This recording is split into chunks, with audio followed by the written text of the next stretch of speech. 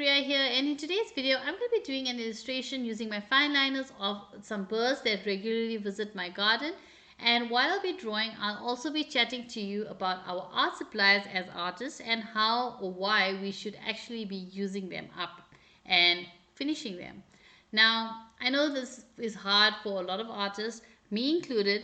I'm an artist that loves art supplies and loves different supplies. I work in multiple different mediums and I try different brands, different products all the time. And for me, this is my job, it's my work. I'm constantly buying art supplies with my own money and trying them out and looking for those supplies that really are going to help me create better and let me enjoy my art and create beautiful pieces and just use different mediums. And you may be an artist that just does art as a hobby and instead of doing it as a profession.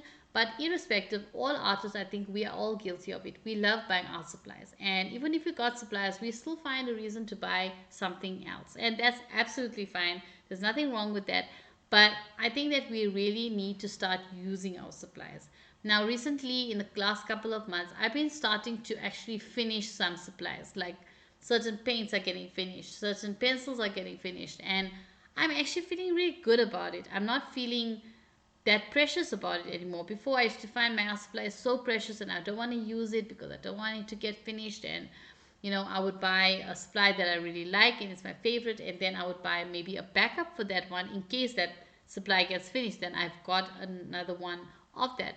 So that's something that I think a lot of us as artists have been doing or do. And if you are guilty of that as well, buying backups of your favorite supplies, please leave your comment down below, because I would love to know if there are other artists out there who do the same thing. But I do that and I have done that in the past. But in the last couple of months, I've started to really try to not buy any supplies and use what I have already. Now, like I said, art is my profession, it's my career. So I've got a lot of different supplies, a lot of art supplies. And honestly, if I look at every single item that I own, I don't know if I would actually finish those supplies in this lifetime. Honestly, every single supply to finish it completely, I don't think everything will be completed in this lifetime or finished in this lifetime. I honestly don't think so.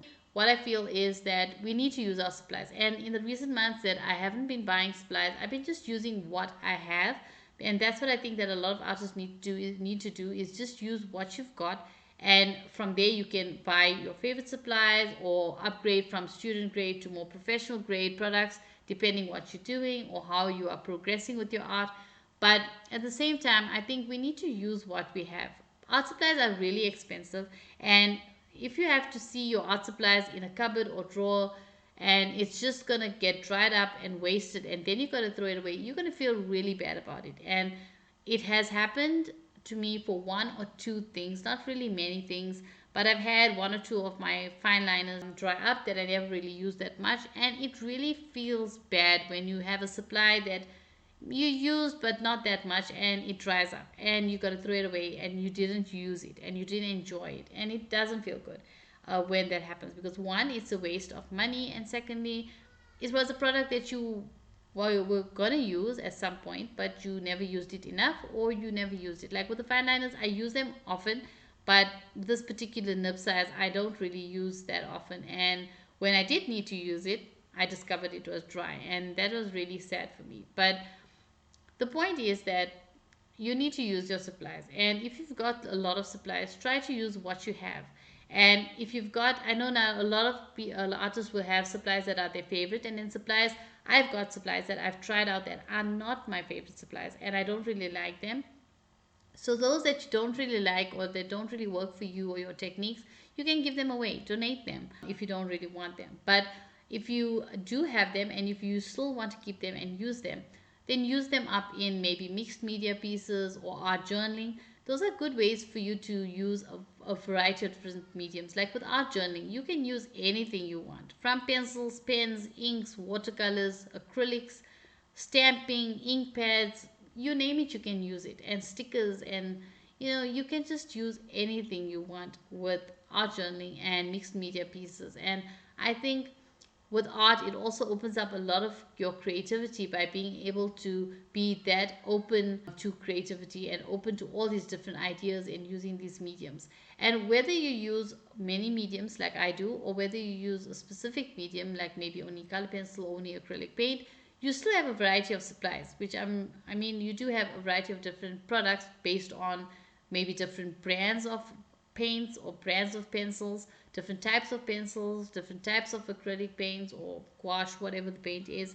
And I think by having different brands, different types, you still have, I'm sure that a color pencil artist has got more than one set of color pencils from different brands which they wanted to try out, and they've got their favorite, but they do have the others. So I think it's a matter of just using them and finding ways to use your supplies and reduce buying supplies. I'm not saying don't buy supplies if you want them, because honestly, there's always new supplies and new improved products coming out, and you want to try them out.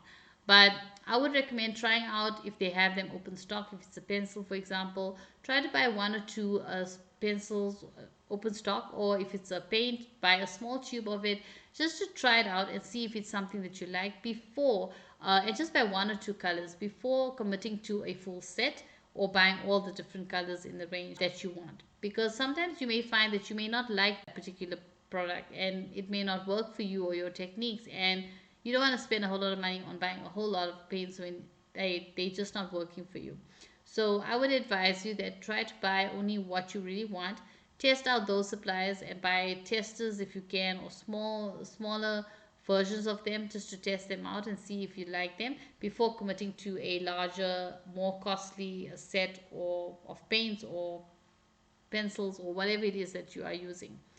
Now, when it comes to the point of buying backups, I would recommend, obviously, if you get a good sale and if prices are going really down for certain products, you'd want to stock up on your favorite products, and that's perfectly fine because those are your favorite products and you don't want them to get finished, and you want a replacement if they do get finished. And if they do go down in prices, then obviously that's your chance to get them at a lower price.